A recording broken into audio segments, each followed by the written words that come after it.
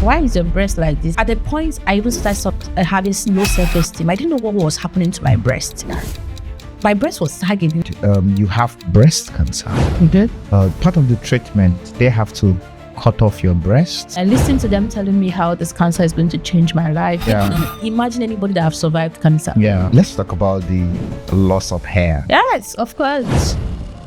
How does that happen? I lost my fingers. At the point, I can't eat with my hand because it was smelling a lot, it was rotting. You can't even think. It's like your hair is about to burst out. It even affects your teeth to eat. What are the other symptoms? At some point in the treatment, I was walking with my buttocks sitting down on the floor to go to toilet. They removed your womb. Some part of it. Anytime you're having an excessive pimple in your body, make sure not to just assume it's a breakout. Secondly, understand your shape, breast shape. Some people have an orange shape. The way I check an orange breast is not the way I check someone who has a purple kind of breast. And that has like watermelon. Is it true that squeezing the breast, especially when you are making out, all those things, like, does it help or does it affect anything? The best person that will help you check your breast will be your partner, because probably he's the one sucking it. What helped you to stay mentally and emotionally strong during this journey? God made a post with my name. This has always blown my mind a little bit. About 90% of you that watch the show regularly haven't yet subscribed. So can I ask you a little favor? If you like what we do here and you like the show, there's a pretty simple way you can support us is by hitting the subscribe button. And my commitment to you, if you do that, is that I will do every single thing in my power, me and my team, to make sure that this show is better for you every single week. We'll find the guests you want us to find, we'll do the topic you want us to do, and we'll listen to your feedback and make sure that every single week the show gives value to you. Thank you. Hi guys. So welcome back to today's episode of the Stanley Agu Show. And today we have a very amazing guest.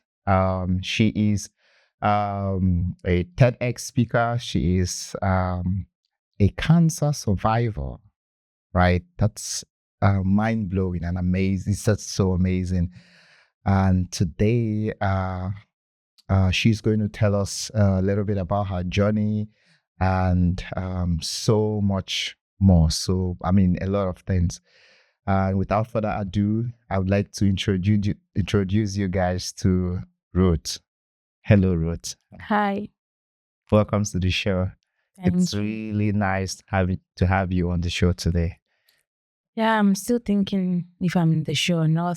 Yes. So let's see how it goes. All right. So, can you tell us a little bit about yourself? Ruth Adezejego. Okay. And some magical way, my name is also Prosperity. So, wow, that's my name. And I'm from Enugu State. And I'm a TEDx speaker, international keynote speaker, and author of some books, with one published. And also a geoscientist. I'm excited to be a geoscientist. Okay. But, due to the quest for money, I'm also an IT expert. I'm also working in the IT field as a developer. And yes, interested in so many things. I love reading. Reading is part of me. So, yeah. All right. So, I'm sure a lot of people would want to go straight into your cancer journey. Can we maybe we start there? Can you tell us a little bit about your cancer journey? What did you feel when you first heard the news of your diagnosis? For some strange way, I already knew there's something going to happen to me before the cancer happened. Oh, really? Yes. How is that? I would say just my intuition. I know there's something that's going to happen to me. I was reviewed as something that is going to happen to me in March that's going to change my life. Okay. But I didn't know what that is. So I was anticipating, I was thinking maybe I'm going to get a job, and because I'm also a people's person. So I was also thinking maybe it's my friends that things is going to happen to, or maybe someone is going to get pregnant. So I was telling my girls, so we have to be careful. Something is happening in March. And so it wasn't a shock to me when I heard the news until 3 days later, where I could understand it, because I didn't put my head around it. So 3 days later, I understand that, oh, it's cancer, not just any other sickness. And that was when it's kind of the nervousness came, the fear came. But because I was prepared a little bit about it, I was also attached to some of the, some word in the Bible that was always in my spirit, which is God making a boast with Job. So, and the day I heard about me having cancer, I just say, God, I made a boast with my name. So it's moved me from thinking about how much I trust God to now how much God trusts me. So for that particular reason, it was not just for me, it was not me fighting cancer. It was me proving to God that he could trust me more. He could give me more challenges. He could use me to save lives. Yeah. He could, you could go out and make a boast with my name. And that was it for me. It wasn't just me getting healed. It was me not disappointing God. Because for God to give me that, I don't know why. So the first thing that came to my spirit was, God made a boast with my name. So that fateful day that I had a panel section up for my life, because there was like 7 doctors sitting, waiting for me to break the news to me that the operation I did in February was not just an operation, that it had a cancer in it and I have to go through cancer treatment. And we have the psychologist who was waiting for me to have a breakdown, and we had all the people who's going to treat me, oncologists. We have the rehab people, we have the surgeon. Everybody was there, and they were sitting in a panel. They even had lunch. They even brought snacks because they were. So it was really like a pool of meeting. And I walked in. I was like, "What's happening in my mind?" I was like, "Okay, you have a seat." It was like, it was also a little bit familiar, like me sitting in front of people, and it was like, maybe I'm here to do another speaking engagement. So I don't. And they said, okay, the biopsy said then you had cancer. The other said, it's good news that it was the first stage. And the other one said, it's also good news that survival rate was cool. And the other one said, but you are just 28, and that is the issue. And the cancer type is also the very aggressive type. And they were just saying different things. And I was just looking at them. And the other one said, no, it's okay to cry. I said, but I don't want to cry. So, there was no tears coming, right? So I don't know why I have to cry. And she said, no, it's okay to cry. But there's no tears coming. I have not really understand. I was just in my normal mood. That wasn't no different, right? And I listened to them telling me how this cancer is going to change my life. I listened to them predicting my life with the cancer. I listened to them telling me that, okay, they're going to do some surgery that will allow them to remove some of your womb because it's going to destroy it because you haven't given birth before. So I was listening to them telling me how my life will be for now the next 10 years. Yeah. This time it wasn't me sitting down and planning my life. It wasn't people sitting down and planning my life for me. For you. So, and I was staring at them until they finished. And they were like, okay, you can go home and decide what to do. Then you can come back to sign the whole, but we have to start this treatment not less than next week because it is urgent. I walked home. I didn't understand it. Spoke to my partner at that point, and he was like, "Oh, I don't think it's cancer. Maybe they made a mistake with the diagnosis." I have a very good mentor that I also spoke to, and he was like, "Ruth, you're a celebrity." That was the first thing he said. His name is Toyosi Kadi. Toyosi, a doctor in Australia. I was like, oh no, Ruth, you're not a celebrity. I have to be booking an appointment to talk to you. That was a different dimension of me looking at it. So my first energy also was the one thing that helped me. The first thing was, for some reason, I was mentally prepared for that news. And the second reason, the second person I told about the news was also in the high spirit. So it wasn't. So before I could tell my family, and everybody fell sick. Everybody fell sick. Everybody. Like my mom was rushed to the hospital. My dad was sick. Really? Everybody in my house fell sick. Because of the news? Because of the news. Because they couldn't imagine anybody that have survived cancer. Yeah. Everybody that thought about cancer, mentioned cancer, end up in the grave. So my mom was like, it's over. Like, my dad called me and said that I should start coming back to Nigeria. Meanwhile, reason why she was telling me I should start coming back to Nigeria so that when I die, there will not be difficulty, in bringing back my corpse. Because if they come back to Nigeria, we have the herbal treatment, and if something goes wrong, you are here with us. So if there is a corpse, there is easier for you to go down to the grave without them stressing themselves, right? And that was all the energy coming up. But in my spirit, I was just so excited. There was nothing changing in my energy at all. Yeah. And then I told them that I would think about the option of coming back home. And I called and I told them I'm not coming back home, but I'm going to take the option of treating herbally if they want. Like, they can send me some of the herbal fruits and can be eating them, but I have to be here. And my mom said, why? How are you going to have this kind of treatment alone? Like, this is quite not possible. Even the doctor told me it's not possible to have it alone. So my doctor said, it's either you bring your mom or bring somebody who is close to you, because you can't have this treatment alone.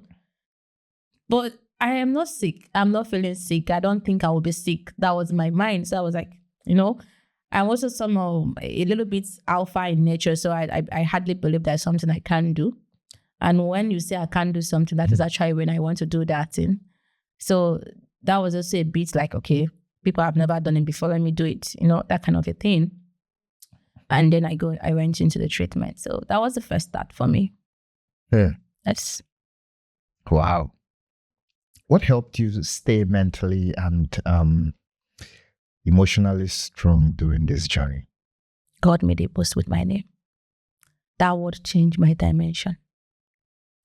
That particular word, reading the book of Job almost every day, waking up at the point where Job was now lamenting to God, like, God, you don't abandon me. I was also at that point. It was as if my life was reflecting the same thing that was happening to Job. Yeah. So that particular word changed the dimension of my thinking. And for the first time in my life, I am also someone who always find gratitude in the least thing. Yeah. So the only thing I was thinking about me being sick is how beautiful I look in my hair, my no hair. How I will not stress myself shaving my armpits because there is no hair anymore. How I will not stress myself wearing wig, because all these things are normal stress to me. And for the first time in my life, I had a rest. Wow. I grew up working. I grew up sponsoring myself in school. I grew up helping my family so much that I forgot about myself. So the first time in my life, I wasn't thinking about anybody, and I was thinking about myself. Let me cut in here. Let's talk about the loss of hair. How does that happen? Like, you just all of a sudden lose every single hair from your body, or like, how can you take us through the process of your hair loss? The thing is that, do you know how people age? Cancer makes you become aged. Like, because what happened when you are getting old is that your cells stop generating, and that means the one that have generated already start dying off. So I lost my fingers, and the finger was even smelling. You know how when your finger decays? Or fingernails? Fingernails. Oh. I lost everything. Really? At the point, I can't eat with my hand because it was smelling a lot. It was rotting, that I have to wear this thing in my hand to, like, glove in my hand to eat. Really? Yes. That is how, the same thing that happens to old people when there is no cell is not generating anymore. The one that is there, they are killing it. Yeah, fast. So everything is dying. So what happened is that you start losing your hair. But one magical thing I found out that was also good that I was able to write a report about was, normally the treatments are made for white people, right? And they don't put black people in tanks when they are building this treatment. Why? That is the standard usually. They have less cancer statistics from Africa they are using to make the drugs. So the drugs they are making are specified for white species of people, Western people, which we are not really very in 100% in alignment with. So like when I was losing my hair, nobody told me that it makes people run mad. For example, I have more stronger hair roots. So losing my hair, I stayed like 2 weeks. Like I could feel my hair, strong headache. Yeah. As in, I mean, you can't even think. It's like your hair is about to burst out because where the hair is losing from is deeper than a white person. So a white person, like it takes them 2 days and their own is gone because the hair is already loosed. So just 2 days and the whole hair effect is gone. But mine takes me 2 weeks. I went to the hospital. I was rushed to the hospital so many times. Nothing could do. There is no side. There is no medication for it. Just they say go home, pour water on your hair. It is not stopping. And even if you cut your hair before, some people say, okay, cut your hair before so that you don't feel it. No, it's still the same thing. I'm even thinking maybe it's worse because now your hair is smaller, and then it's coming from the deepest root of your hair. Yeah. So you wake up in the morning and you could see your hair in your bed sheet. You touch your hand in your head and you could see your hair all over your hand. Yeah. And it's not even the fact that you have seen your hair falling off. It's the fact that the headache that comes with it coming out, the pull, just like somebody pulling your hair, pulling your brain like this, constantly pulling your brain like this. You can't think. It even affects your teeth to eat. Because the head goes to all your nervous system. Your eyes is like constant tears coming out from your eyes. It's not a joke. Jesus Christ. And in the cancer treatment, hair loss is the simplest compared to every other symptoms you are going to face. What are the other symptoms? The symptoms you are going to face is your bone crack. So at a point you can't stand well because the bone is being affected. Your bone, your leg is shaking this way, so you can't even stand well. At some point in the treatment, I was walking with my buttocks sitting down in the floor to go to toilet. I have to I don't know. I have Really? to crawl in the floor to go to toilet because I can't stand with my leg. My legs are shaking. Wow. No one ever talks about this part. Nobody ever. So it's another part is memory lost. You can't remember. I can remember many times my mom calls me and I would my mom would start, this is your mother. Yeah? You serious? That is calling you. I was like, my mom, I'm just like this. I'm there, but I'm not there. I can't pick up anything from my head. There's so many things in my head, but I can't pick up. I know the voice, but I can't pick up who the voice is from. Who? I enter the train, I'll drop my phone, drop everything and go. And you will call me and say, this is it. I was like, are you sure it's my own? Like, you lost yourself. And for me, that was the hardest part because the most beautiful part of me is my brain. Yeah. Losing the fact that I could concentrate, losing the fact that I could remember things, losing the fact that I could even remember names was one of the hardest parts. It's terrible. Yes. So that was also part of it. The part of it is that your skin, the pain that comes with your skin. At a point, I couldn't sit down, I couldn't lie down, I can only stand up because my skin looks like it's peeling. So anything that touches the skin is like they poured an acid on the skin. Yeah. So it took like around 4-5 days before I could sleep. Like it's like 5 days no sleep. I only stand up and pray. Because if I sit down, there is a flesh in my buttocks, so that place is paining me. Yeah. If I'm lying down, I cannot lie down. If it was something else. So how do you feel now that you've beaten cancer? And what does your survival mean to you on a personal level? I did not beat cancer. Okay. Because for me, I never had one. Okay. So that's what is my head. My head is that I never had one. I'm just a possibility for people to see that people doesn't die out of cancer. So I see myself as a sample of possibility that people really doesn't die of this. Actually, what kills people in cancer is not the treatment. It's not the cancer itself. It's the fear that comes with it. is the belief that I'm already dead before you are dead. Yeah. So most of the biggest treatment is if your mind is strong and you have stronger people around you, you have very high chance of surviving no matter the stage of that cancer. If you are predicted to die for 10 years, you can stay for 30 years just because you have strong people around you. So it's more of energy healing than drug healing. So for me, I never had one, even though I still have the side effects. A few minutes before I sat in this chair, I was struggling with my breath. I was struggling with my body. This is the side effect you have every time. It comes once in an hour, once in 30 minutes, depending on how much your body is. Yeah. But still, I didn't believe I have it. So that is one thing I would say. So my survivor for me, I prefer to call myself a champion than a survivor. Okay. Because if I don't have it, that means I'm not surviving from anything. So I'm just someone who went to a war, maybe something like that. I'm just one. Because if I'm survivor, I'm still surviving. Like I feel like champion for me is the best word to describe what I passed through and what I was able to do. And one of the most amazing parts was that cancer never stopped me from anything I was doing at that point. No. Even when you were having all those symptoms, all those loss of memory, all those... In fact, during the treatment, I got one of my best achievements in life, becoming a Miss D's Best Ambassador. Yeah. Winning that fellowship, passing through the interviews. Okay. Wow. I wrote 7 books. I did all my program. But everybody that called me to cry for me, I inspired them. Like when my friends called me to cry, hey, you have cancer, I was like, after 30 minutes of the talk, they are like, no, this girl is not sick, Yeah. The energy was never low at any point. I was at the highest rate at every point. Even when I couldn't sleep, even when I couldn't do anything, I was always more encouraging until a few days before my birthday. Maybe another story for another day. Yeah. I would have loved to hear that story today, but it's all right. Yeah. Wait, you wrote 7 books? Yes.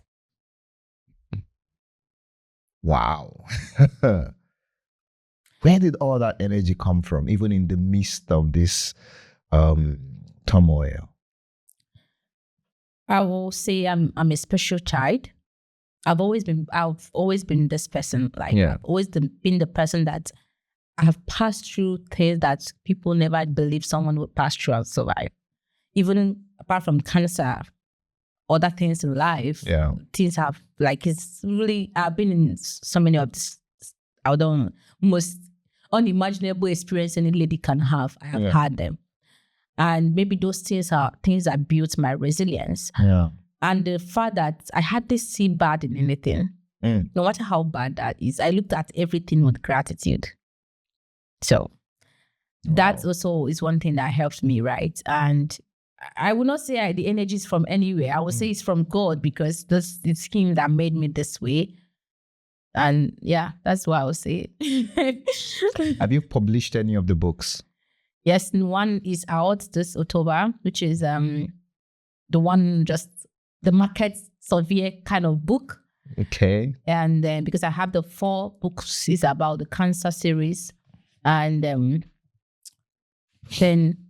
from chaos to clarity. Yeah, absolutely. Okay, we're going to talk about this book later.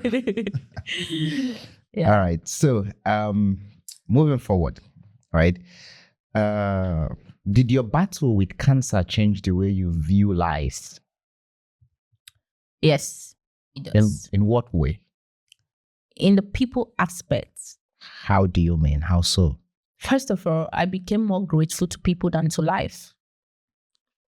When you ask someone, a random person, what are you grateful for? The first thing they say is health, is life.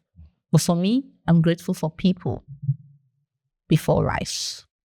Random people? Or everybody living, all the humanity. I'm grateful for people who has life before the life itself. Okay. Because for me, I'm able to find that I have cancer because I was talking to people. Yeah. I was trying to help a friend who is sick. I was trying to help my community because I have a community called Tribe Board. Yeah. And I was trying to help those people build their mental space. That was what urged me to find out I was sick. So my life today is dependent on people. Mm. And there will not be an existence of roots if there was never an existence of Adam and Eve. Yeah. So That's true.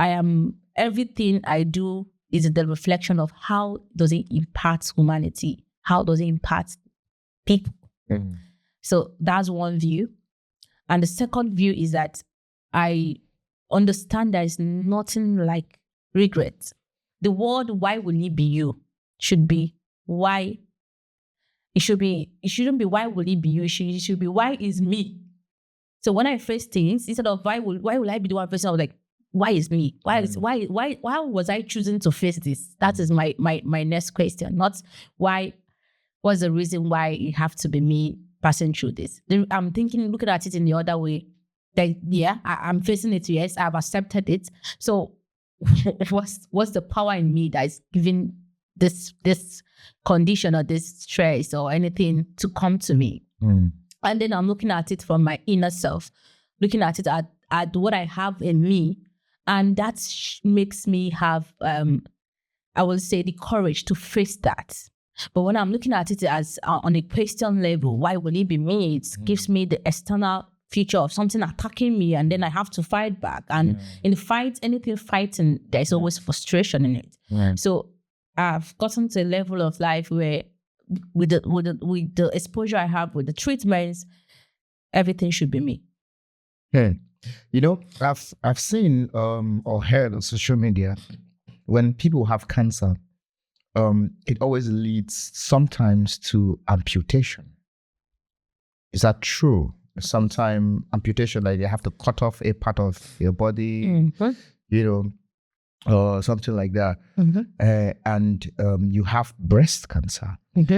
Part of the treatment, they have to cut off your breast. Like, did they have to like maybe amputate you, or like did it affect? Sorry. So did it affect any of your body physically? I would say yes, and I would say no. Right. Depends on the stage of cancer. Before they are cutting off anything from your body, it's no longer in the first stage. It's already in the third to fourth stage. That means there is a spread. And that's why they are cutting it off, to be able to avoid that spread. Okay. But for people who are in the first stage, and for people who want to have children in the future, so even if they don't cut off your breast, they just remove the lump out, you're always advised to store your baby, your ovary, for so that operation will be done. So it's like you getting pregnant for a day, passing 2 years without having a baby. Yeah. So it's also another mental stress that many people don't talk about in cancer, because many people are up to it. But I up to it because I also look forward to having a baby in the future, right? Yeah. And the treatment is one of the things that destroys it. Remember, it kills every cells in your body. Okay. So that means for them to remove that part of your layers or ovary layer, they have to make you pregnant a day. Pass through. How do they make you pregnant? They kind of inject some gas on your body that your tummy will get kind of swollen. Really? Yeah. And then they open it because it needs to be open, and then they have to remove this layer of your body. So it's like you're going through a CS without ending up having a baby, right? So it's also some things that I would say they cut off, and then what you do is not physically seeing it there. That's it. So they removed your womb. Some part of it. Not the womb itself. Womb is just the wall. Yeah. But the layers that produces the egg where the baby goes in. So what happens to it? They store it. Where? In the fridge. Wait. So store it? Which fridge? I don't know. The medical people knows where they store it. So whenever you want to have a child, you have to go back to them. Yes, and they put it back. And then you have to have intercourse. Yes, of course. But hold on. Okay, this part is really... Wait, if I understand correctly, they open your tummy, took out part of your womb, put it in a fridge, and store it for you. So anytime you want to have a baby, you come back, they put it back, you and your husband would have sex, you have a baby, and then you go back, they take it out and store it again for you. Yes. Wow. Another thing is that you can have it they advise you after 5 years of your treatment, you can have it back. But some people leave it. Like now, I can have a baby in my 19 years, 100 years, because it's as fresh as the day they took it. Oh. So, and another thing is, if you're now so weak and capable to have it, they can stimulate it to generate eggs, which can be put in plants on another person to carry for you. Like IVF. Like IVF. So that is also a thing. So when I was asked to sign this form, my mom said no. African mom, trust them. That is not possible. In fact, I signed it without even telling her. It was the day of operation that I have to call her directly. She said, why? I said, but it's a risk. It's more risky to have it in my body than to remove it, right? And Damn. Yeah. I can imagine what that's. Shit. Yeah. Oof. Taking that decision was a tough one. Yeah. Yes. For anyone. I mean, I can even imagine if you have a partner, what it will mean for them. Like, it would really even be hard for them to even take that decision. Wow. So, your stage, your cancer stage was the first stage. Yes. Okay, so they didn't need to amputate or cut off anything yet. Okay. I just need to do the operation. Yeah. Remove the lump. And then started the treatments, chemotherapy, radiotherapy, hormone therapy. And we went through that. So I went through like 16 chemotherapies. 16? Because like I said, it's aggressive, my type of cancer. And not just that it's aggressive, I'm also young. So they put every treatment to make sure it doesn't come back. So I have 92% chances that I will never have a cancer. Again? Yes. So, but if they don't do through that kind of treatment, there's a possibility it may come back. But I also was able to go for some genetics to check if it's from history or not. Yes. Wow. I mean, this is enough to, be a life-changing something for someone, because I can't imagine it. I don't even know how you are sitting down here or just sounding all positive or or like nothing happened. It's really amazing that you have that positive attitude. You are it's really, really amazing. A lot of people would be dead and gone away. Like in their head, they are living, but they are not living anymore. So that's amazing. Thank you. Yeah. So, so how did this experience influence your relationship with your family and your friends, especially your partner, like boyfriend? Yeah, it actually made me knew how special I am in the world. Okay. And before, purpose was never a priority for me in a relationship. Like, I don't mind who you are. I can date you.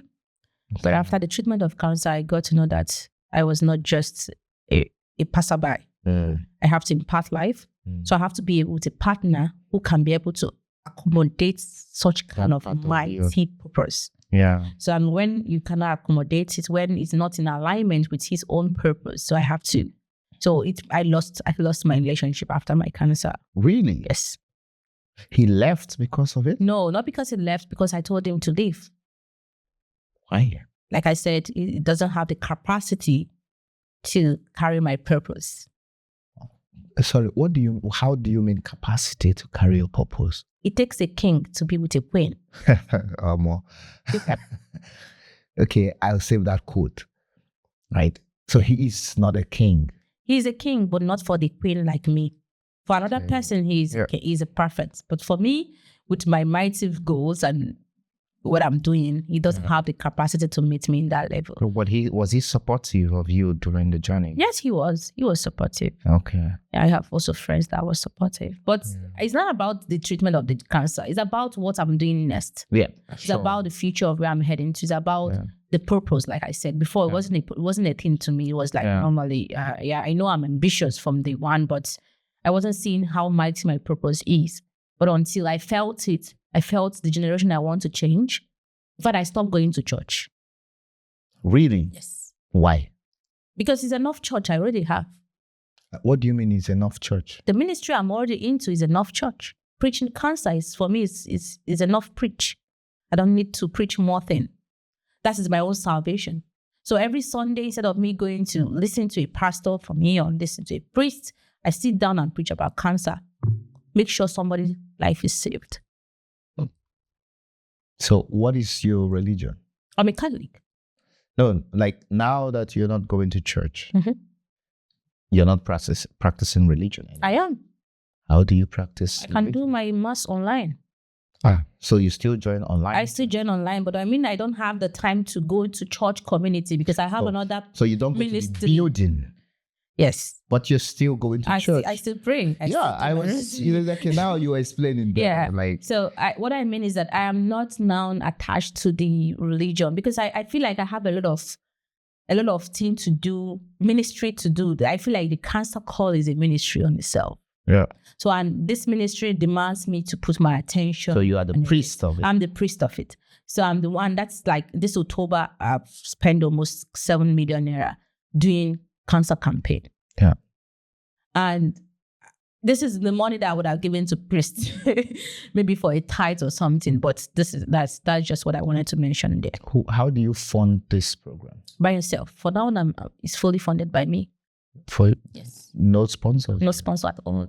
Have you tried to get some sponsors? I don't want to get sponsor at this point. Why? At this point, I want to be able to do it myself, get statistics, get people that is involved, build the community. Then we can have some foundation that will support. That is how my approach is for it. So my intention is by hopefully if I'm able to, because my target, the name of my campaign is 100,000 women saved by 2030. So I'm counting down the statistics. So now in Germany, throughout summer, I was able to go around to talk to Black people about breast cancer. And I had like 700 counting. Now in Nigeria, since October, we have been doing outreach back to back and we have counted almost 3,000. Wow. So we are going down the numbers and I want to get to a level whereby I can have a proof that, okay, this is what we have done. Then when we look for sponsors or collaborators, partners, we can have some. Like now, we have some key partners. Miss Ideal Nigeria is our partner. Rangers Football Club in Enugu is our partner. Afri TV is our partner. So people are coming in, but if I didn't start it, nobody's going to know what people are doing to come and join. So, and this is where I want to move it. My intention is by next year to go home, possibly raise a fund that we can buy a mammography machine in one of the government hospital, and then people can go and do their mammography there free of charge.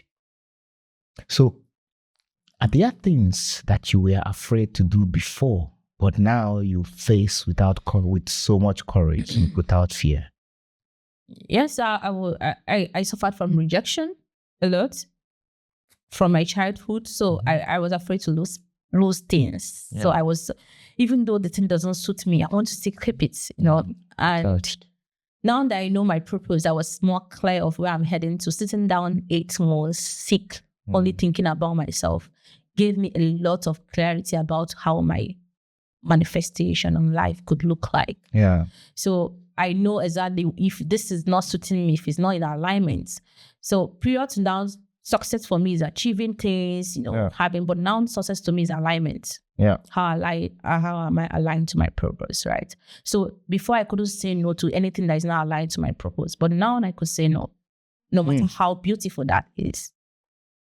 Because that is where my fulfillment lies. Things are clearer. Yes. And that is where we head to, where we got the book from. Yes. Okay.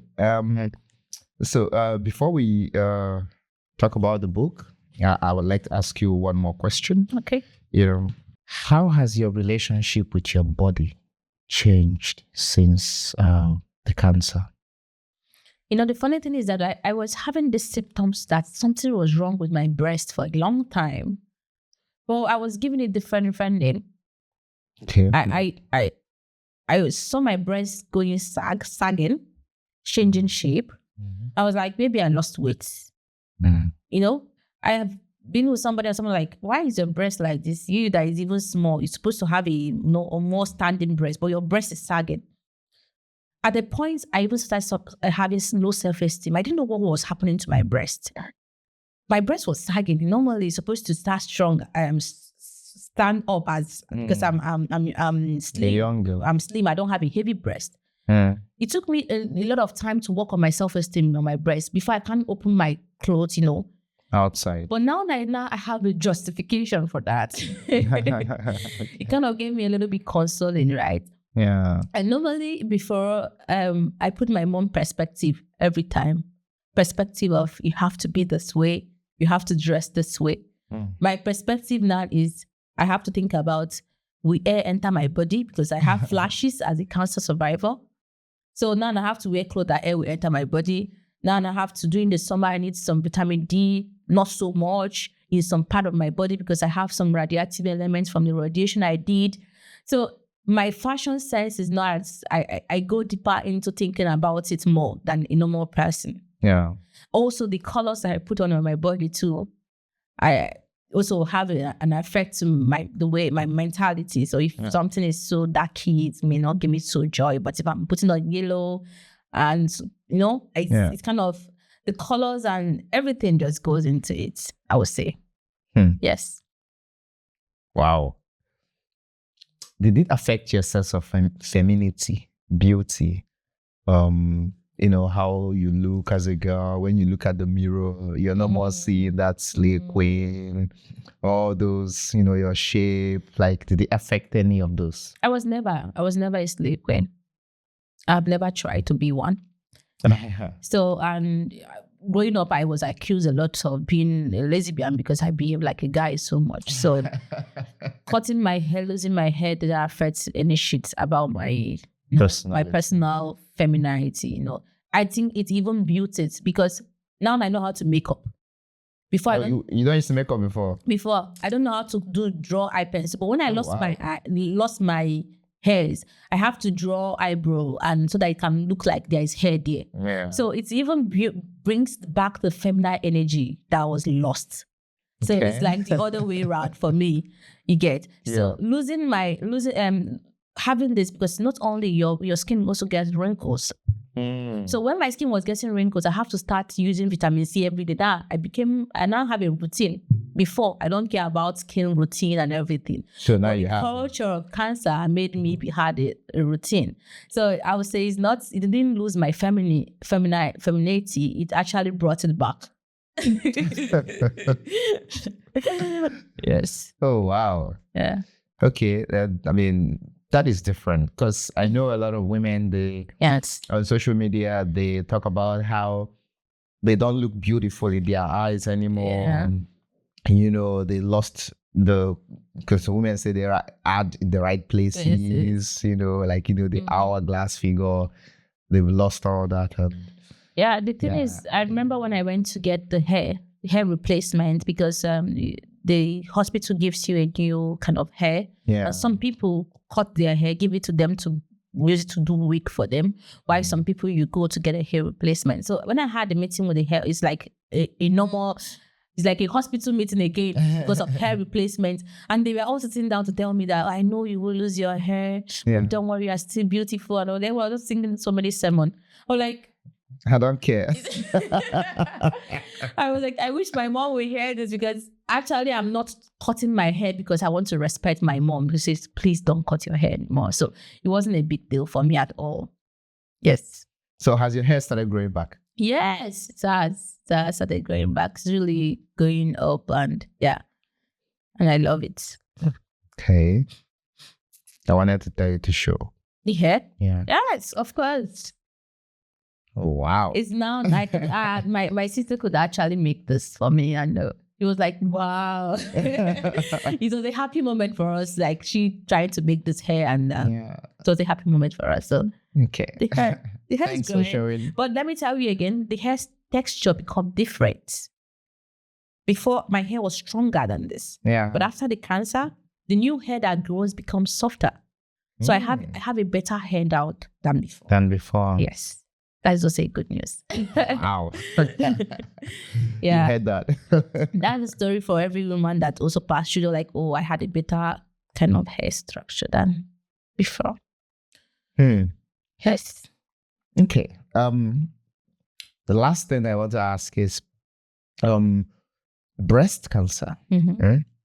How do you know you have breast cancer now that you have the experience? And how can women check their breasts? Like, I mean, I've seen some of your posts about checking your breasts, and all of that.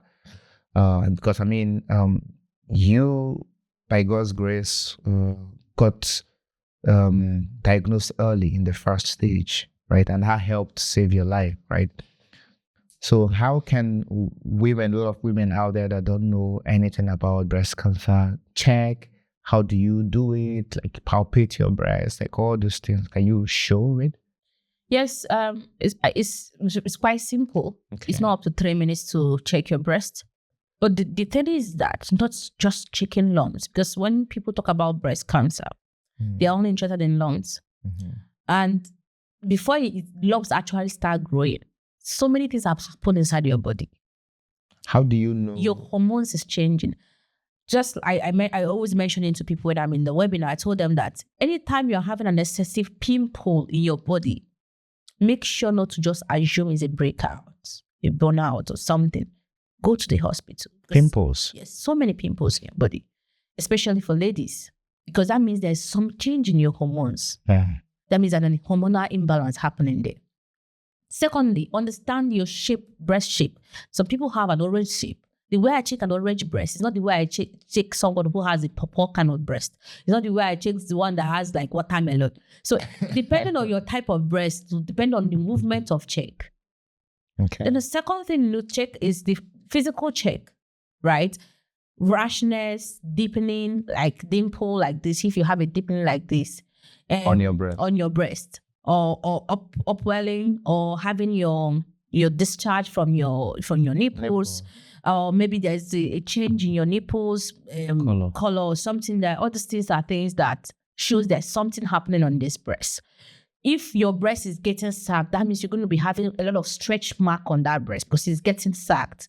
So if it's getting uncommon, that means you have to be checking it often for you to know when it's getting uncommon, right? Before you get to the level of checking it. Checking it is properly, if it's an orange breast, do it, put your hand on a straight way, touch it on a circular form. If it's in the proper way, follow it down like this, and also check your armpits, because we have one called lymph node. Sometimes the cancer also goes there to coagulate. So you have to check whether there is something happening there. And anytime it goes there, no longer stage 1. It's already stage 2 and going down. So, and that's basically how the breast check is. There's so many simple ways to check breast, but I also tell people the best person that will help you check your breast will be your partner, because probably he's the one sucking it. So he will know when he's testing something. Like when he sucks, like, babe, there's something I'm testing on this breast. If you're not a nursing mother, it's something you have to put in mind. Why is it tested? You're not supposed to test anything. It doesn't have milk.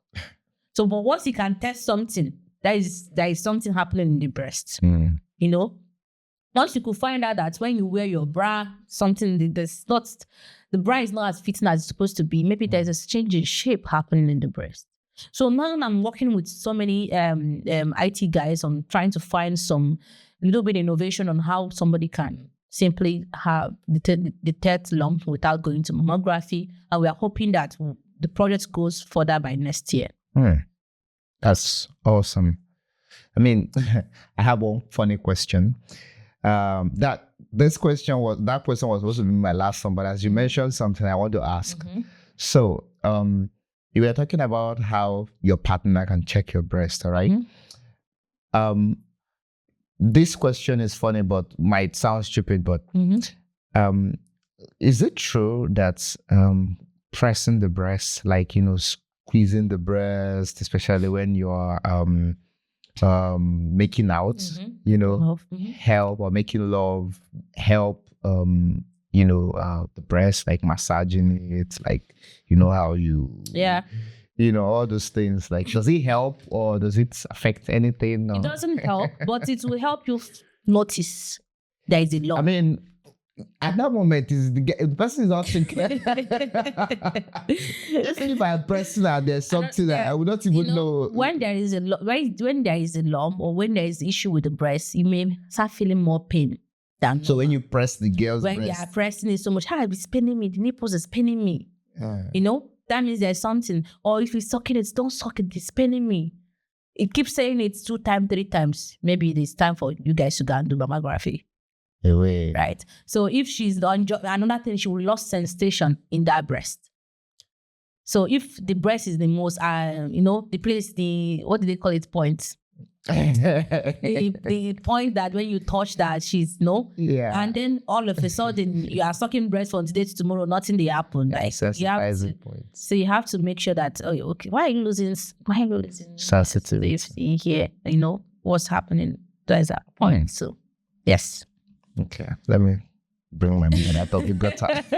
So my mind was going inside the gutter again.